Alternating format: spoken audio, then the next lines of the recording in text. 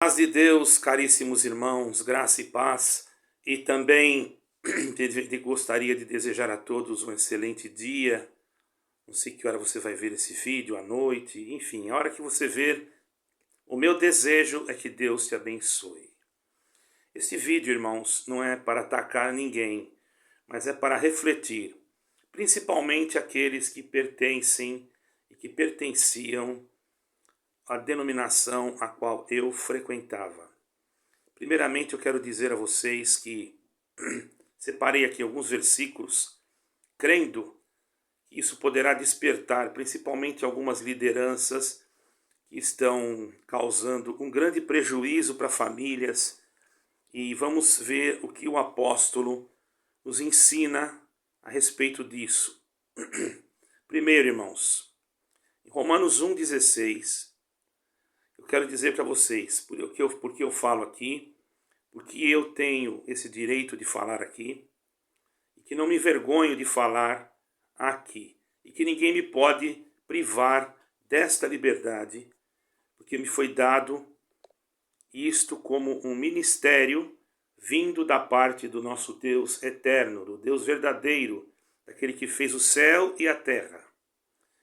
Então, Romanos 1,16 diz assim: porque eu não me envergonho do Evangelho de Cristo, porque o Evangelho de Deus, pois é o poder de Deus para a salvação de todo aquele que crê, primeiro do judeu e também do grego. Primeiro Romanos 1,16. Então eu não tenho que me envergonhar, irmãos, de falar, embora vocês possam me julgar, possam achar que eu estou sendo um pouco agressivo, porém eu estou falando isso da mesma forma que o apóstolo aqui mencionou na sua epístola ou na sua carta aos Romanos, uma carta muito importante, aonde que no capítulo 11 fala a respeito do futuro de Israel. Eu aconselharia que vocês lessem toda esta carta. E depois, irmãos, o amor de Deus é incalculável. E jamais eu teria o prazer de condenar ninguém aqui. Agora eu pergunto, você que é líder religioso, você que está na frente de um povo, você tem coragem de, por qualquer coisa, condenar ou tirar a liberdade ou deixar que um assunto se prolongue ou entregar o rebanho na mão de pessoas que não são aptas? Você tem coragem? O rebanho não é seu. E houve um amor muito grande por Deus, de Deus pelo rebanho. Porque em João 2, versículo 3, 16 diz: porque Deus amou o mundo de tal maneira que enviou seu unigênito Filho para que todo aquele que nele crê não pereça, mas tenha vida eterna. E aí, meus irmãos? Como é que fica a situação?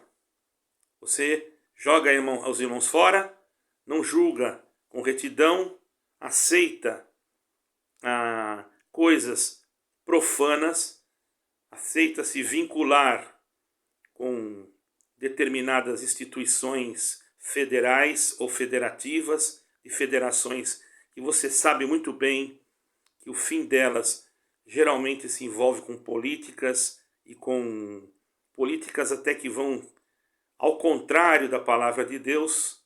Eu não posso aqui relatar tais coisas para o YouTube não derrubar o meu canal ou não achar que eu estou sendo contraditório às leis que não estão de acordo à palavra de Deus. Porque nós somos um povo que devemos respeitar as leis, desde o momento em que estas leis não venham nos trazer nenhum tipo de prejuízo espiritual, ok?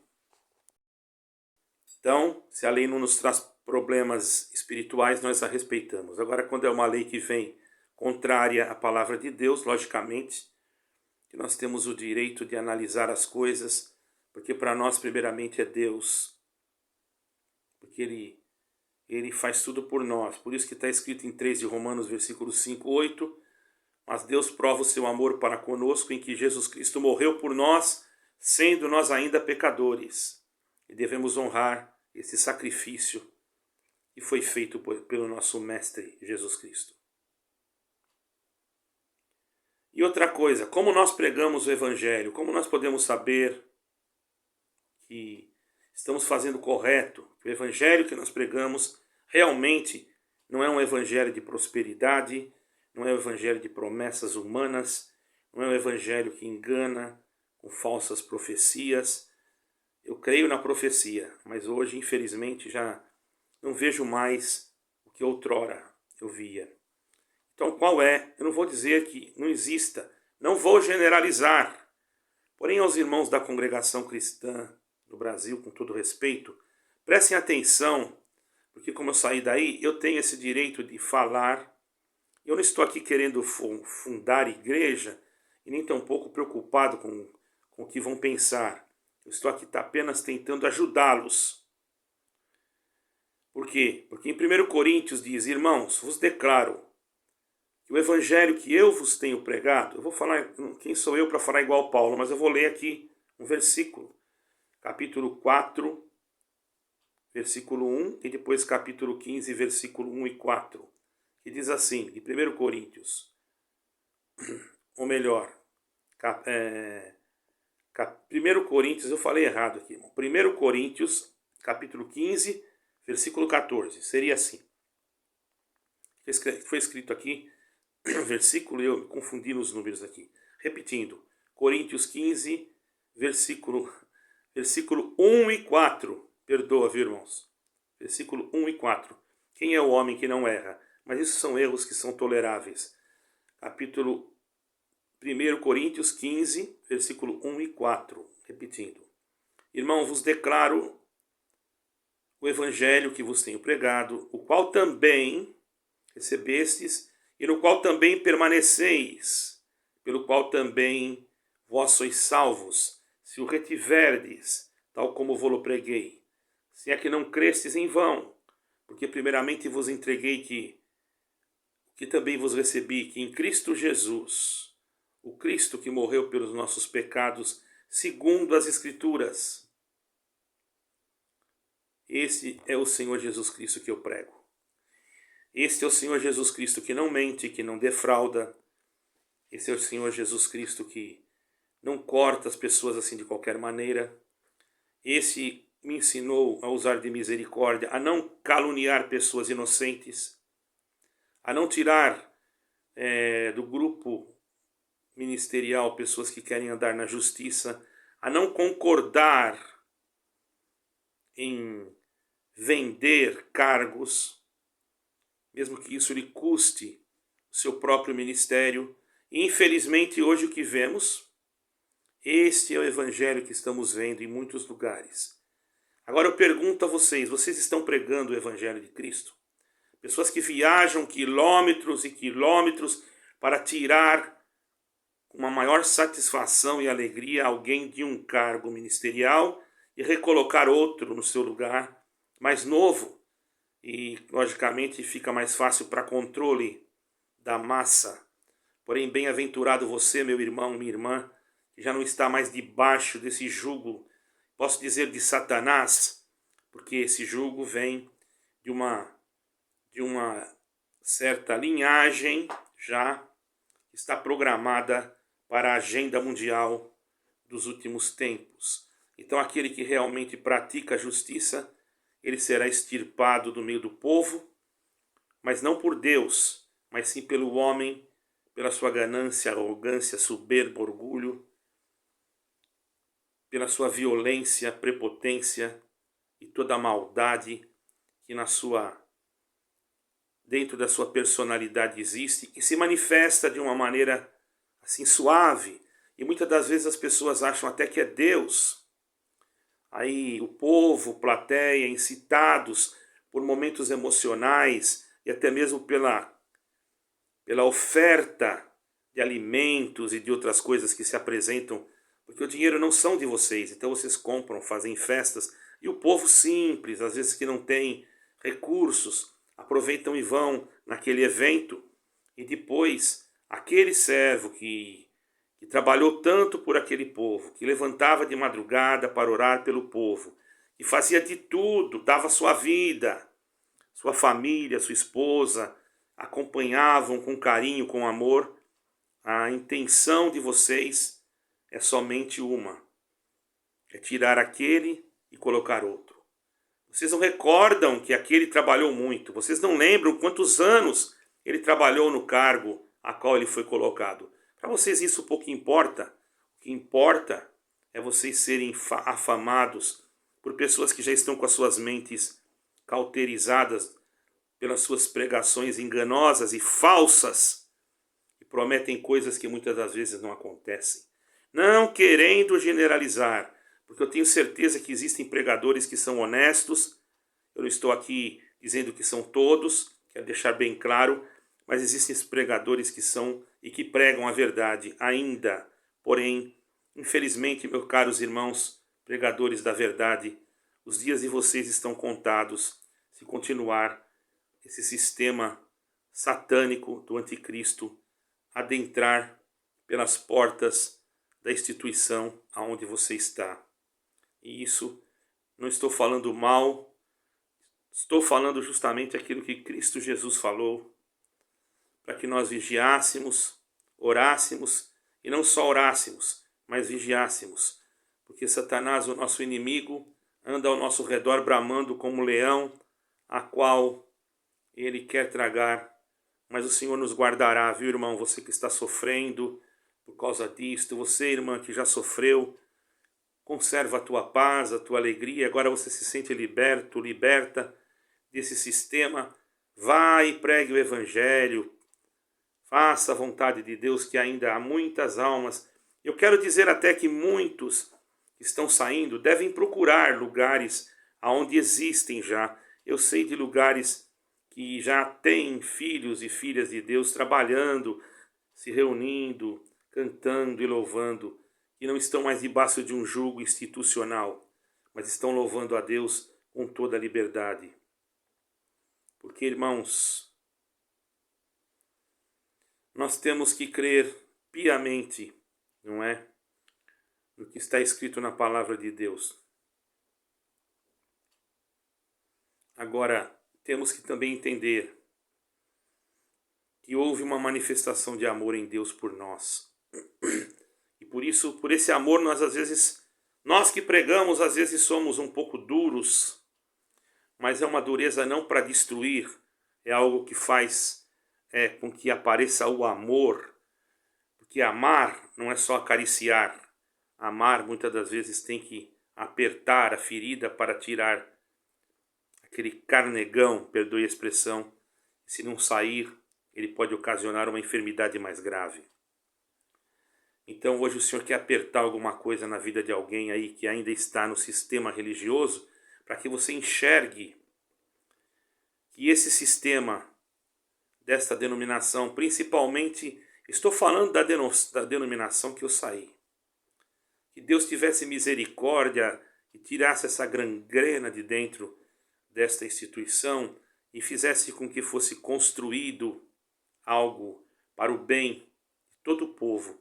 Porque a nossa intenção jamais é desejar o mal de nenhuma denominação, mas sim que haja um bom senso naqueles que estão na frente e uma reconciliação não só com Deus, mas também com o povo, dando a ele uma oportunidade de poder voltar e mudar o sistema. Mas agora, depois que assinam um documento, não tem mais retorno. Infelizmente, vocês já assinaram.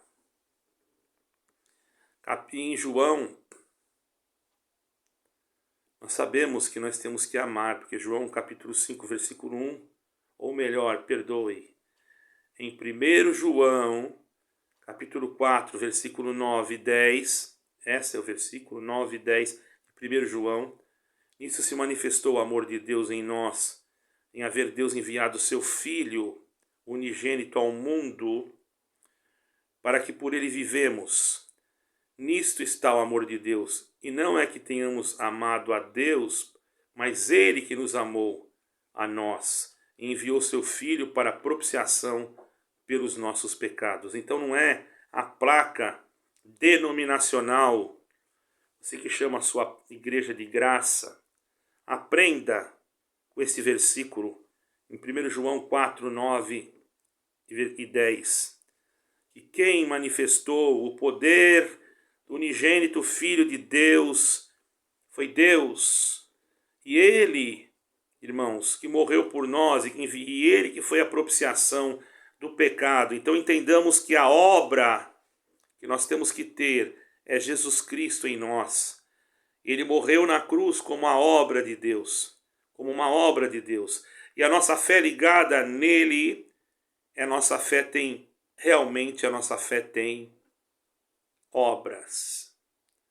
Porque a fé que é ligada numa instituição ou numa série de conjuntos de dogmas que muitas das vezes são tirados de livros teológicos, vocês que tanto falam mal da teologia, observam que em alguns textos que nós temos observado, que vocês mesmos leem nos seus ensinamentos, existem a teologia do Calvino, do Herminiano, e vocês dizem que não creem em teologia, irmãos?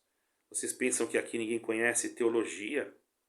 Afinal, o que vocês acham? Tem textos que foram lidos e faziam parte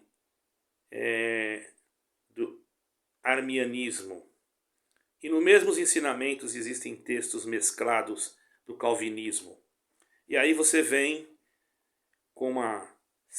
pensando que todos são ignorantes, no sentido, não, pelo amor de Deus, irmãos queridos, não estou chamando vocês de ignorantes, mas a palavra aqui, ignorante em Portugal, quer dizer, não ignorante no sentido de xingar alguém, ignorante no sentido de falta de conhecer, certo? Então os irmãos entendam que eu não estou aqui chamando, não é como o Brasil que se chama de ignorante e a pessoa pensa que está chegando. Eu sou ignorante em muitas coisas, mas nisso que eu estou falando, eu não sou ignorante, eu conheço, estou falando com precisão. Mas você usando esses termos que você usou aí, esses tópicos difíceis de compreender para quem não conhece, você está simplesmente ludibriando o povo e fazendo com que o povo pense que vocês estão realmente caminhando dentro de uma doutrina totalmente bíblica, a qual eu quero dizer que vocês estão cometendo erros gravíssimos.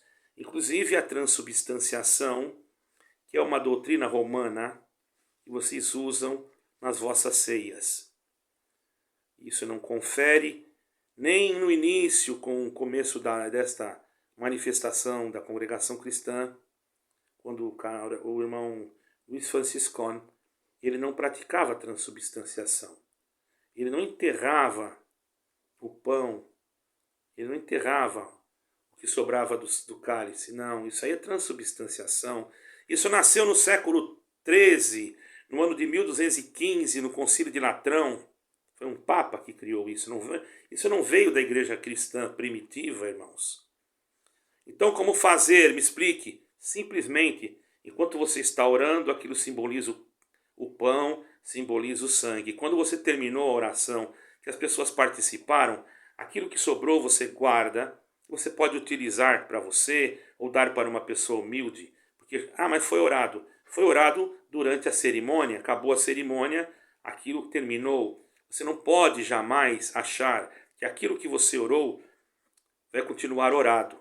Imagine então, você ora pelo um irmão que tem para ter um cargo, e o irmão vai para o mundo, comete um monte de coisas erradas, e ele volta, você é obrigado a aceitá-lo porque foi orado? Irmãos, sejamos espirituais e vamos procurar entender. Não se joga fora, jamais. Mas tanta gente com fome. E se você acha que está muito picadinho, dá para fazer uma farofa com aquilo que sobrou. Porém, não se joga fora. E também não se enterra. Porque você enterrando, você está enterrando o corpo de Cristo todo ano. E você sabia que isso se chama transubstanciação? E você sabia de onde surgiu essa doutrina que vocês estão usando? Vocês estão usando uma doutrina romana criada por um papa no ano de 1215, aproximadamente no século XIII, e vocês dizem que não... Por isso, e esse irmão que está aí lendo ensinamentos para vocês, será que ele não sabe disso? Bom, eu não sei. Eu acredito que vocês estão enganando o povo e eles gostam, aqueles que gostam de serem enganados, logicamente que vão ficar continuando. Eu também fazia isso, mas no momento em que descobri de onde surgiu, logo eu deixei de fazer. Também não jogo fora. Aproveito. Jamais eu enterrarei o corpo do meu Senhor novamente, porque Pedro disse que o corpo de Cristo não poderá ser levado novamente ao vitupério. Você que toma a ceia não tem culpa, fique em paz. Não é você que enterra, não é você que criou esse ensinamento. Então fique em paz, tranquilamente, porque Deus sabe o que Ele faz, ok? Agora, irmãos, temos que mostrar, temos que ver esta parte. Ele, o Senhor Jesus, morreu pela propiciação de todos os nossos pecados. O que é propiciação? Propiciação é algo que nos aproximou. Hoje, se pecarmos, temos alguém para pedir perdão. 1 João capítulo 1, versículo 8 diz: se dissermos que não temos pecado, enganamo-nos a nós mesmos e o Espírito de Deus não está em nós. Porventura, se pecarmos, temos um advogado para com Deus, que é Jesus Cristo. Intercede por nós. É claro que nós não vamos ficar pecando toda hora, não. A pessoa tem que saber muito bem a responsabilidade que ela tem. Agora, dizer que cometer um ato sexual, a pessoa vai para o inferno, isso é mentira. A pessoa vai se ela permanecer no pecado. Filhinhos, vos digo, não permaneceis no pecado. Por isso que há um perdão. Agora, para aqueles que estavam em Éfeso, quando João escreveu aquela carta, dizendo, para aqueles que pecarem para a morte, não digo que orem. Eu quero deixar para vocês uma coisa aqui. Em Éfeso existia um grupo de pessoas que praticavam a doutrina nicolaíta, ou nicolaíta, que é uma doutrina que eles acreditavam em Deus e acreditavam em Jesus, porém eles tinham uma dúvida e começaram a pregar que Jesus Cristo não fora gerado pelo Espírito Santo. Eles não tinham certeza, e isso foram chamados nicolaítas, a qual Deus detestou por causa que rejeitaram o próprio Filho de Deus e blasfemaram contra o Espírito Santo, porque desde o momento que eles não creram que o Espírito Santo gerou, sendo que o Espírito Santo falou na boca daquele anjo, eles estavam então chamando o Espírito Santo que ele não estava falando a verdade. Então eles se apartaram do meio daqueles apóstolos, e os apóstolos falaram, saíram de nós porque não eram de nós. Porque se fossem de nós, teriam ficado conosco. E o Senhor, essa doutrina existiu e ainda existe, porém talvez com outro nome. Era uma doutrina chamada docetismo. Eles eram docéticos. Eles saíram do meio do povo e começaram a se reunir pregando que Jesus Cristo ele tinha uma natureza humana e que só depois ele foi receber a natureza divina, como alguns, até dentre vós, que eu já ouvi, talvez por falta de conhecimento ou de ouvir uma pregação sem nenhum tipo de explicação lógica dentro das Sagradas Escrituras, irmãos, porque vocês acham que falar o que eu estou falando aqui é sabedoria humana, vocês estão enganados, isso aqui é necessário ensinar na igreja, porque senão o povo se perde. Muitos daqueles não entendiam, como hoje muitos não entendem, e entram aqui no meu canal e não tem base bíblica para me responder, mas me xingam de tudo quanto é coisa, e ainda tem coragem de colocar que são da denominação, que eu não estou aqui culpando o povo, pelo amor de Deus, o povo é a parte mais simples, mais inocente, o povo é uma parte muito inocente. Eu vou dizer para vocês, o povo tem que ser bem cuidado, porque foi morto o Senhor Jesus por causa deles. E vocês fiquem sabendo que eles não vão ficar Vocês estão preocupados com as suas coletas, com as suas construções, porque vocês são templários? Vocês são da ordem dos templários? Dá a impressão. Eu conheci um maçom da ordem templária. E vocês parecem que são iguais. Se preocupam com templos, com templos, com templos. E eu sei a finalidade disso, porém eu não quero aqui me estender. Certo? E você não vai entrar aqui no canal dizendo que eu quero ganhar dinheiro com o canal. Você está totalmente atrasada nesse pensamento. Porque se eu quisesse, eu estaria junto com os templários. Eu fui convidado, inclusive, agora por um maçom da sua igreja, da Congregação Cristã no Brasil, que me convidou para abrir uma igreja. Não precisava ser da congregação, abrir uma sala, uma igreja. E ainda com a sua educação, uma pessoa educada. Não estou falando mal dele, pelo amor de Deus. Muito pelo contrário, não tem nada a ver uma coisa com a outra. Ele é educado, uma pessoa trabalhadora, porém ele me prometeu fazer uma igreja e no fundo uma casa para mim não pagar mais renda, como aqui em Portugal chama de renda. E mandou pensar, porque eu estava atendendo um funeral em um lugar aqui, não era de ninguém da congregação, mas graças a Deus eu tenho anunciado o evangelho, muitas pessoas me procuram e eu vou fazer aquilo que Deus prepara. Certo é que ele me ofereceu tudo isso, mais salário, mais casa, mais igreja, e ficou de me ligar. Ele me ligou, ficou de me ligar para quando ele viesse de viagem. Quando ele chegou, ele foi sincero, ele me ligou e me convidou para nós nos encontrarmos, que nós íamos já procurar o terreno para a construção, então, de uma igreja aonde eu seria o ancião, o pastor, sei lá o quê. Se bem que eu ainda sou ancião, embora muitos não me considerem, eu ainda sou ancião. E ele me ofereceu, mas eu falei, mas a sua igreja, você é da congregação, e a sua igreja não vai achar ruim? Ele falou, não vai achar, porque eu tenho ajudado a muitos, e como é que eles vão achar? Eu falei, mas eles sabem que você é da maçonaria? Ele falou, claro que sabem. E falou mais coisas que eu não vou falar aqui, porque é particular dele, e eu tenho ele em grande respeito, porque afinal de contas me tratou bem, foi educado, e eu não tenho nada com isso. Apenas quando ele falou comigo, me telefonando, eu agradeci de todo o meu coração, como uma boa pessoa educada por um português, que era o meu pai. Por isso eu sou brasileiro, sou luso, português, sou europeu. E agradeço a Deus primeiramente porque tenho de certeza que um dia, se assim o Senhor Jesus Cristo quiser, eu darei a coroa da vida eterna. Então essa é a maior riqueza que eu tenho. Então, meus caríssimos irmãos, e esses templários aí da congregação só pensam em construir templos enquanto o pobre passa fome. Pensamos, vamos refletir, e agora envolvidos com a federação, que não tem como esconder, porque logo isso virá tudo à tona, e homens, heróis, quero dizer para vocês que não assinaram o documento da federação, porque eu tenho eu tenho aqui já algumas coisas da federação. Que um passarinho de Deus, do céu, porque Deus usa os passarinhos. Deus usa, sim. E Deus preparou o que eu estou vendo, observando, e já tenho também outras fontes que poderão me informar.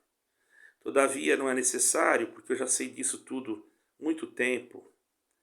Agradeço a Deus por essa oportunidade. Lembra e medita nesta pregação. Quem sabe o Senhor terá misericórdia de você naquele dia, se você buscar o arrependimento. Porque você precisa se arrepender.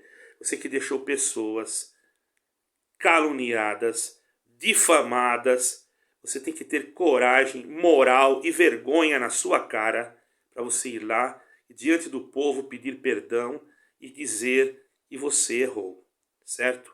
É necessário isso porque você mexeu com pessoas que estavam inocentes. Deus abençoe a todos e fiquem na paz de Deus e na graça de Jesus Cristo e que esses conselhos santos possam servir de alguma forma para o bem da salvação das vossas almas. Amém e amém.